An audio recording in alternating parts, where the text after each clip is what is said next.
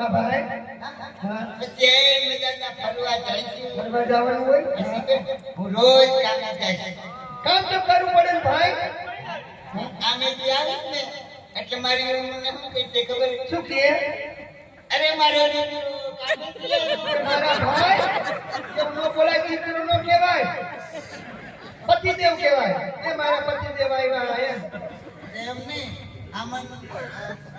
બાપાને શું થાય બાપાને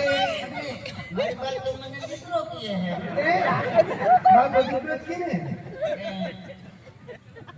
આ બાપાને શું થાય બાપાને પુત્ર વધુ અને વહુ હાલે લે તો બાપાને બે વહુ લે પુત્ર વધુ કહેવાય અને વહુ કહેવાય બાપાને બે વહુ નો કહેવાય આપણા બા કહેવાય કહેવાય